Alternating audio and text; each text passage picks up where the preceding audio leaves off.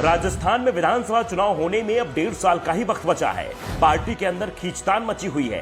Party 3 गुटों में बटी हुई है। पहला गुट पूर्व सीएम वसुंधरा राजे सिंधिया का है, दूसरा राजस्थान बीजेपी अध्यक्ष सतीश पुनिया का, तीसरा केंद्रीय मंत्री गजेंद्र सिंह शेखावत का।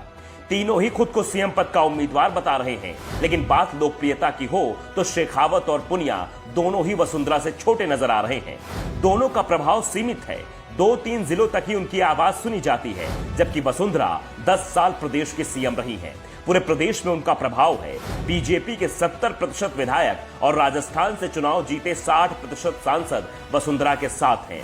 राजस्थान में वसुंधरा की लोकप्रियता पीएम मोदी के समान है। राजस्थान का कोई भी नेता उनके आसपास नहीं है। वसुंधरा की इसी मजबूती को देखते हुए सतीश पुनिया और गजेंद्र शेखावत ने हाथ मिला लिया है।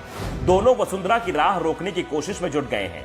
दूसरी ओर वसुंधरा सीएम की कुर्सी पर नजर लगाए बैठी हैं। उनके समर्थक जोश में हैं, पार्टी पर लगातार दबाव बना रहे हैं। राजस्थान बीजेपी में अधिकतर लोग मानते हैं कि वसुंधरा बीजेपी का सीएम फेस होती है तो बीजेपी की सरकार तय है। वो आसानी से सत्ता तक पहुंच जाएंगी, लेकिन वसुंधरा विरोधी गुट किसी भी कीमत पर उन्हें सीएम की कुर्सी पर नहीं देखना चाहता।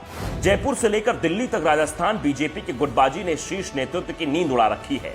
दावा है राजस्थान में तो 5 साल बाद सत्ता बदलनी है। वसुंधरा हो या कोई और, सत्ता बीजेपी को ही मिलनी है। गुटबाजी की बात है तो वो कांग्रेस में भी बहुत है। गहलोत और पायलट की नहीं बनती है। ऐसे में वसुंधरा की जगह नया नेतृत्व सामने लाया जाए। राजस्थान में बीजेपी के पास वसुंधरा जैसा चेहरा नहीं है, लेकिन फिर भी पार्टी उन पर दांव लगाने को तैयार नहीं है।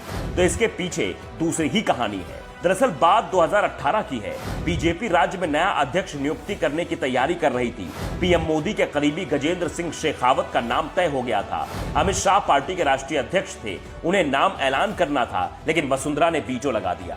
उन्होंने प्रदेश अध्यक्ष के लिए अरुण चतुर्वेदी का नाम आगे चला दिया, लेकिन अमित शाह भी अड़ गए।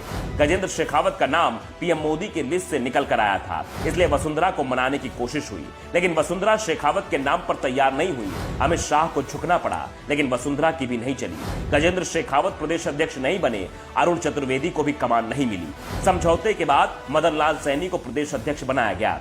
इसके बाद 2019 में जब विधानसभा चुनाव हुए तो अमित शाह ने सुझाव दिया 5 साल की एंटी इनकम्बेंसी है, इसलिए उम्मीदवारों के टिकट बदले जाएं, लेकिन वसुंधरा ने इस नीति का विरोध किया। एक बार फिर वसुंधरा की चली, अधिकतर विधायकों को टिकट मिल गए, लेकिन पार्टी हार गई। अब फिर चुनाव की तैयारी है। वसुंधरा इस बार समझौते के मूड में तो हैं, लेकिन शर्त है कि उन्हें सीएम उम्मीदवार बनाया जाए। लेकिन इस बार राज्य में वसुंधरा विरोधी खेमा भी मजबूत है, वो उन्हें रोकने में जुटा है।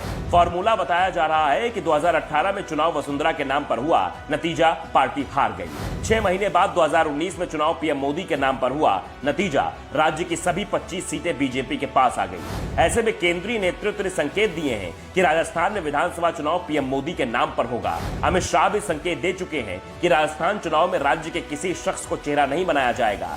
पार्टी के संकेतों से वसुंधरा समर्थक खेमे में बेचैनी है, जबकि विरोधी खेमा खुश है, क्योंकि चुनाव के बाद सत्ता मिली तो उसकी भी लॉटरी लग सकती है। Bureau report, the such.